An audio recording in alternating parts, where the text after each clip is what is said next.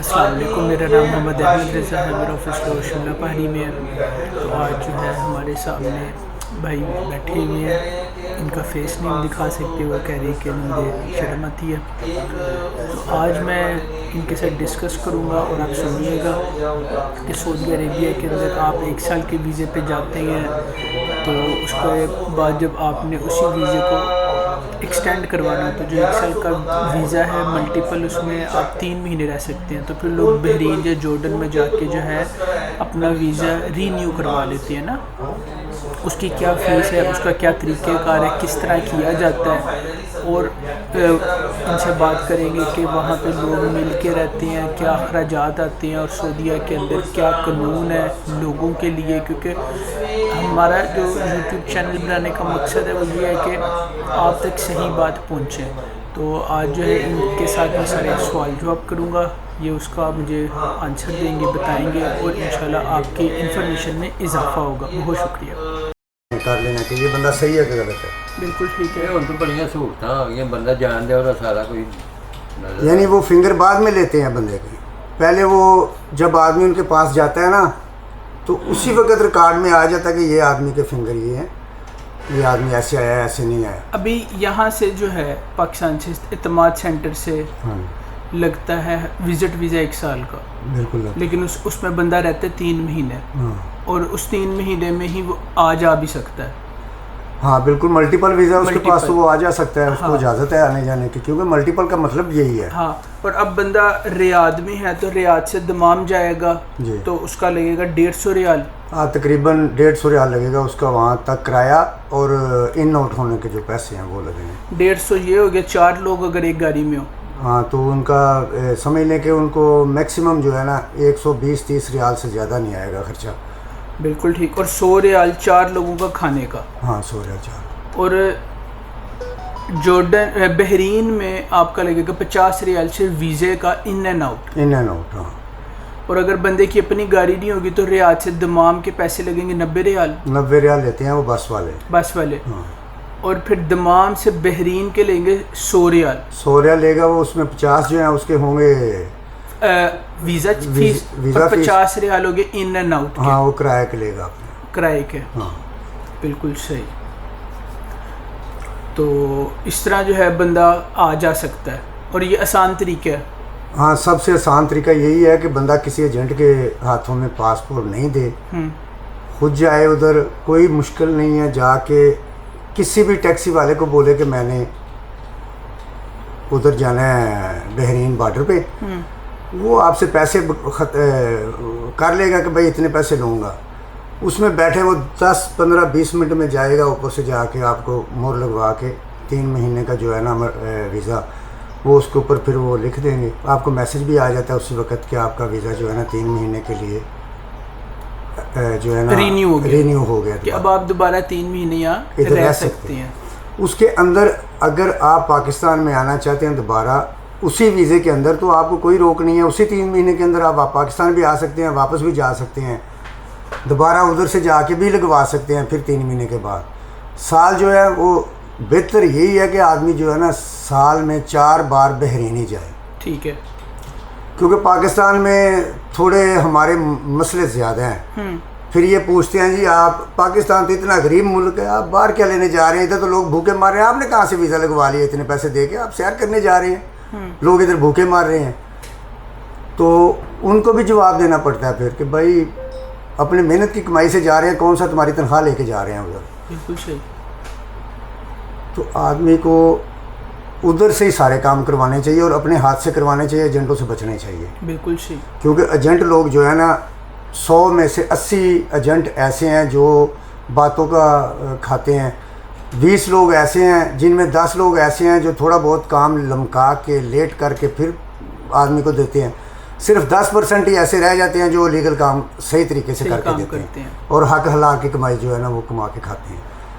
बिल्कुल। क्योंकि मेरा तजर्बा है, मुझे 40 साल हो गए तकरीबन मुझे इस में चलते हुए, तो इसमें हज़ारों एजेंट मेरे सामने आए हैं, और जितने भी आए हैं उनमें से समझ लें कि 95% जो है ना वो गलती हैं। तो उसमें क्या पाकिस्तानी ज़्यादा एजेंट ही? पाकिस्तानी ज़्यादा। उधर या इधर? इधर भी पाकिस्तानी ज़्यादा हैं, उधर भी पाकिस्तानी ज़्यादा हैं जो गलत करते हैं। तो वहाँ पे पाकिस्तानी एजेंट क्या करते हैं उधर ये सऊदीया में? भाई मुझे पासपोर्ट दे दो, तुम्हें मैं रीन्यू करवा देता हूँ 3 महीने के लिए, 200 रियाल लगेगा, 300 लगेगा, 400 लगेगा। जो आदमी जिसको नहीं पता, जो सोचता है यार मैं बहरीन कहाँ पे है, कहाँ पे जाऊँगा मैं, उधर पता नहीं मेरा कितना खर्चा आ जाएगा, वो एजेंट को पासपोर्ट दे देता है, वो 300-400 रियाल ऊपर से उसके जो है ना वो खा जाता है। बाज़ का तो ऐसा भी मैंने देखा है कि कईयों आदमियों के वीज़े एक्सपायर हो गए हैं, उनका वीज़ा नहीं लगा, वो पैसे खा गए हैं। बाद में उन्होंने बोला जी इधर से नहीं लगता, पासपोर्ट ले लें अपना। पैसे भी खा गए। और बताते ये हैं जी हमने तो फीस जमा करा दी थी लेकिन वो नहीं हो सका, वो फीस काबिले वापसी नहीं। ये झूठ है, ये झूठ है, बिल्कुल सही। और वो 300 रियाल भी खा गए, वो पैसे भी खा गया उसके बेचारे को। तो बचने का तरीका ये है कि अपना काम बंदा खुद करे, खुद जाए, ठीक है। और जो तरीक़ेकार आपने बताया है उसी तरह करे कि गाड़ी पे बहरीन जाए। सऊदीया के किसी भी शहर में है, हाँ, वो गाड़ी वाले से पैसे फिक्स कर ले कि भाई मैं आने जाने के इतने पैसे दूंगा तुम्हें, उधर तुमने मुझे एंट्री करवा के आउट करना है।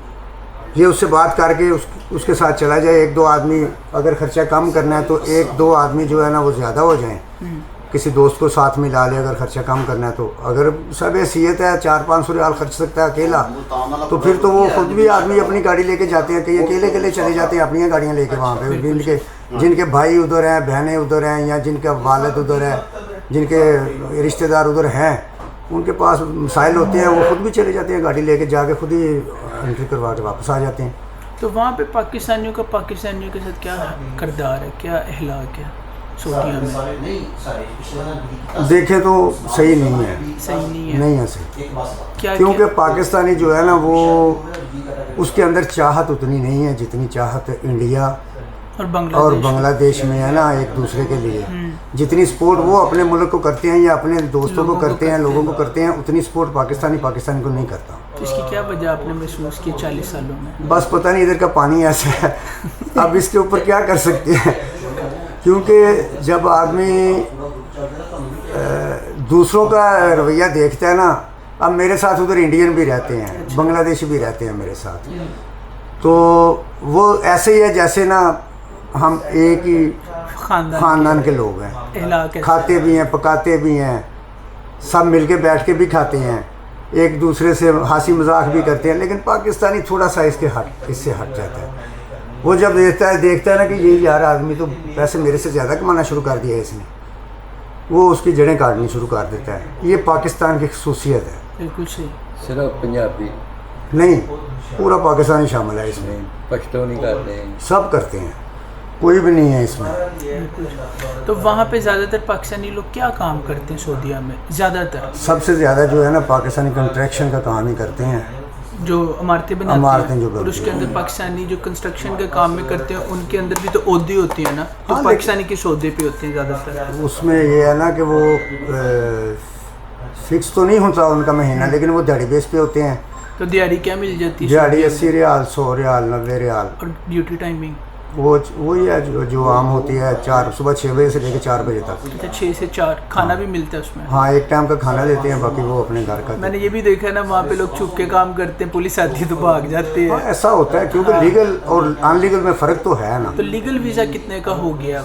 लीगल वीज़ा जो इधर दे रहे हैं, ये एजेंट लोग जो दे रहे हैं, क्योंकि कंपनियाँ भेजती है, कंपनी को भेजती है या किसी एम्बेसी को भेज देती है वीज़ा, तो वो कमो बेश 6 से 8 लाख रुपया आदमी से लेते हैं। 6 से 8 लाख लेते हैं। तो 2 साल का एग्रीमेंट? 2 साल का एग्रीमेंट होता है उसमें। 1 साल का कामा बना के देते हैं साथ। बिल्कुल सही। तो वो 2 साल में तो मुमकिन है कि ये पैसे भी पूरे ना कर सके। जो हालात हैं इस वक्त, कारोबारी हालात हैं जो, क्योंकि अब वो हालात नहीं रहे। 22 लाख आदमी है अब सऊदीया में। तो सऊदीया में भी हालात हैं कि बंदा जाके काम करे तो सही है? हाँ, अगर आदमी के पास हुनर है। हुनर क्या होना चाहिए? ज़्यादातर हुनर की क्या सबसे ज़्यादा जो है ना उधर प्लम्बर कंस्ट्रक्शन के अंदर कोई भी काम आता है ना, पेंट आता है इसमें, प्लम्बर आता है इसमें पत्थर लगाना, हाँ टाइल फिक्सर आता है, शीशे वाला काम आ गया, पोशिंग का काम होता है। जैसे ये हमने तो इधर ये लकड़ी का काम करवाया ना, वो पर्दों का कपड़े का काम करवाते हैं पोशिंग का। अच्छा, वो काम होता है। सेलिंग हो गई। सेलिंग हो गई। ये वाले हुनर होने चाहिए। हाँ, तो वहाँ इनमें पे- से कोई एक या दो, कमो बेश दो होने चाहिए आदमी के पास, कि अगर एक में नहीं जगह मिलती तो दूसरा आदमी ट्राई कर ले, फिर कि मतलब 2-3 हुनर एक बंदे में होने चाहिए होने चाहिए। और वो बंदा वहाँ पे सरवाइव कर सकता है, काम कर सकता है, पैसे बना के पाकिस्तान लेके आ सकता आ है। सकता है। ऐसे ही है। हाँ, चाहे वो लीगल गया चाहे वो अनलीगल गया, लेकिन लीगल, क्योंकि ऐसे काम में लीगल ही जाना लीगल चाहिए। जाना चाहिए। फिर बंदे के पास प्रूफ होता है, वो जो ठेकेदार होता है, जो पीछे एक्सपायर होता है उसका, वो उसके पैसे भी नहीं फिर खाता, कोशिश भी नहीं करता वो खाने की, क्योंकि उसके पास, उसको पता है कि ये लीगल है, ये मेरे ऊपर केस कर देगा, ये मेरे ऊपर और एक्शन इनलीगल लेगा। हो तो उनके पैसे खा इनलीगल हो तो वो डरेगा कि मैं पुलिस वालों को अगर फ़ोन करूँगा तो वो आएंगे, सबसे पहले तो वो पूछेंगे कि तुम्हारा कफील कौन सा है, तुम्हारा कामा किधर है, तो वो उसके पास होगा नहीं, तो वो जारी बात है, फिर वो उसको लचक करनी पड़ती है थोड़ी सी इनके साथ। तो इनलीगल और लीगल के अंदर तनख्वाह में भी फ़र्क है? हाँ, कितना फ़र्क है 200-300 रियाल का फ़र्क है महीने का। महीने का? जो लीगल आदमी है ना, वो तो अपने हिसाब से पैसे लेता है, क्योंकि उसको पता है कि मैंने इधर नहीं करूँगा तो किसी और जगह कर लूँगा। तो जो अनलीगल बंदा है ना, उसको वो अपने हिसाब से इस्तेमाल करते हैं। अच्छा, यूज़ करते हैं। हाँ, जिनके फ़ायदा पास उठाते वो हैं। काम कर रहे होते हैं। अच्छा, तो आप क्या ज़िंदगी में जो पाकिस्तानी लोगों ने क्या मशवरा देना चाहेंगे अगर कोई बंदा मैं तो यही कहना चाहूँगा कि कोशिश करो कि लीगल जाओ, लीगल जाओ? इसमें आसानियाँ भी हैं, आपका रोज़गार भी एक लिमिट के लिए बन जाता है। फिर अगर कफ़ील से अच्छे तल्लक हैं, उस ले जाने वाले से अच्छे तल्लक हैं आपके, तो फिर आप सारी ज़िंदगी भी उधर रह सकते हैं। अकामा लगवाते जाएं और रहते जाएं वहाँ पे, आपका रोज़गार चलता रहेगा सारी ज़िंदगी के लिए। तो ये भी बताएं कि जो सऊदीया के अंदर एक कमरे में लोग रहते हैं उसका क्या खर्चा आ जाता है? जैसे वो कि अभी खर्चा बताया तकरीबन एक आदमी को 150 से 200 रियाल महीने का आता है। आ जाता है। हाँ, इसमें क्या क्या शामिल है? 150 रियाल? खाने पीने में हर चीज़ शामिल है। खाना पीना वहाँ पे अच्छा ही है, हल्का तो नहीं होता। हर अल्हम्दुलिल्लाह। 8 दिन में 4 दिन तो उधर वो छोटा गोश्त या बड़ा गोश्त पकना होता है, माशाल्लाह। तो उसके बाद 1-2 दिन मुर्गी पकती है। 1-2 बार ही ऐसा होता है कि दाल या सब्जी सब्जी हो, वगैरह वरना हो तो गई, खाना अच्छा होता है। वहाँ खाना अच्छा है। तो एक कमरे में कितने लोग रह लेते हैं?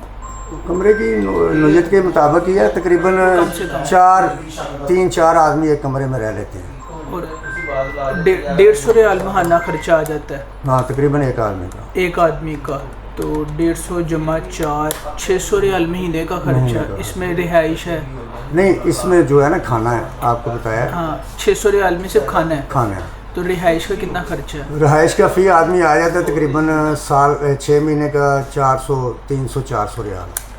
6 महीने का 400 रियाल हाँ, तकरीबन आ जाता है एक आ आदमी। जाता है। इसमें रिहाइश के अंदर पानी भी शामिल है, हाँ, हर चीज़ शामिल है इसमें, बिजली भी, हर चीज़। हर चीज़। हाँ। 400 ये और 150 और 4, मतलब कि बंदे का 450-500 रियाल मैक्सिमम खर्चा आ जाता है महीने का आ जाता है, जिसमें खाना और रिहाइश शामिल है। हाँ, बिल्कुल सही। तो ये तो बहुत अच्छा है। तो सऊदीया की लाइफ कैसी है? लाइफ अच्छी है उधर। अच्छी है। मैं कहता हूँ वैसी लाइफ हर आदमी कोशिश करेगा कि मैं ऐसी लाइफ ही गुजारूँ, क्योंकि वहाँ पे कोई डर नहीं है, कोई ख़तरा नहीं है। आपकी चीज़ बाहर ही पड़ी है, किसी ने उठानी नहीं है।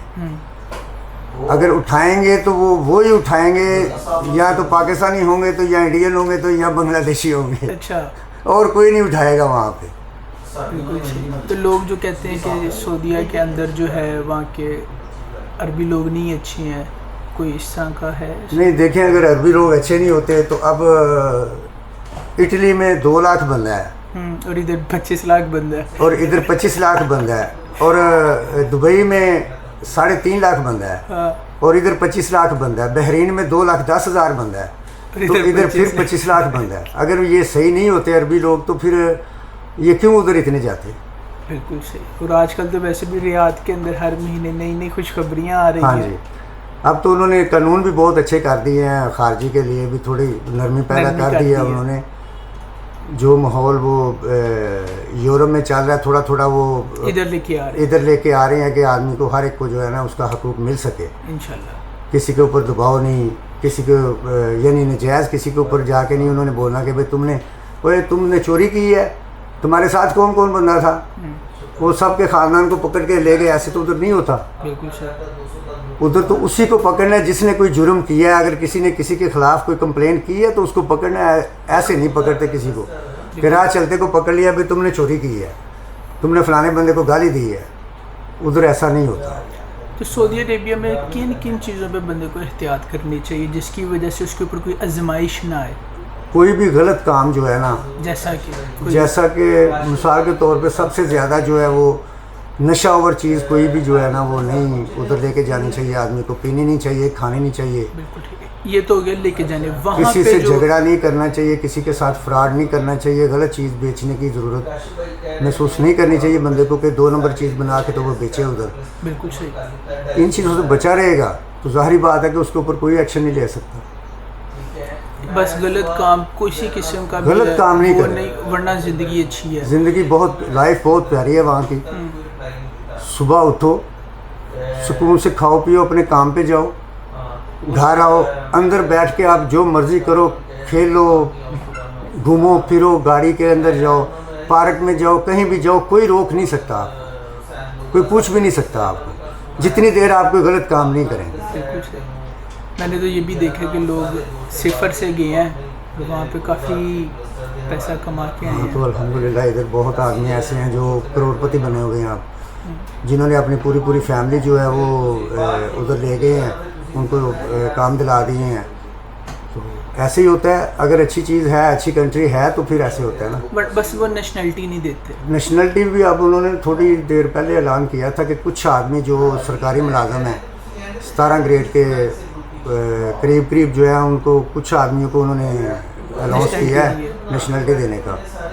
और देखो आस्ता आस्ता हो सकता है कि रूल वो भी बना दें, जैसे कि अब उन्होंने वो रूल नया मुतारफ़ कराने लगे हैं ना कि कफ़ील सिस्टम ख़त्म करना है। वो हो सकता है कि 2025 में ये ख़त्म हो जाए।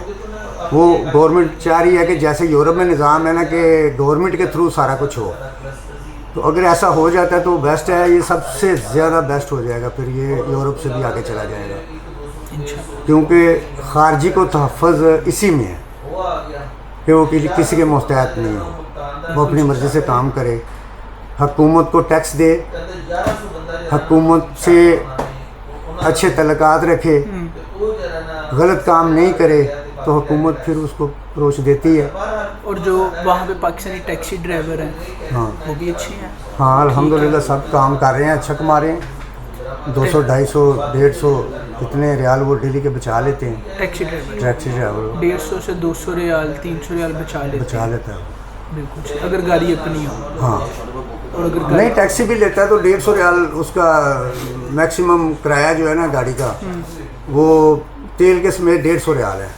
तो अगर वो 1 दिन का, तो अगर वो 400-500 पकड़ लेता है तो 150 उनको देने में कौन सा हर्ज है? कोई हर्ज नहीं है। 200 भी दे, 200 बचत। हाँ, एक दिन की 5-6 हज़ार रियाल बन जाता है महीने का। थोड़ा बेहतरीन। इधर से तो इधर जी अच्छा, इधर तो पुलिस वाले नहीं खड़ा होने देते। ओए तू पहले लाइसेंस दे। हाँ, लाइसेंस दे देता है, तेरी अब बत्ती टुटी है, तेरे इशारे क्यों इधर लगे ने, 100 गल्लां कर लेंदे ने। उत्थे उन्होंने ये काम तो कभी किया नहीं। उत्थे गड्डी वजनी है, किसी नाल तुसी मारनी है या किसी ने तुहानू मारनी है, तुसां उत्थे गाल भी नहीं किसी नू करनी, खड़ी कर देनी है गड्डी।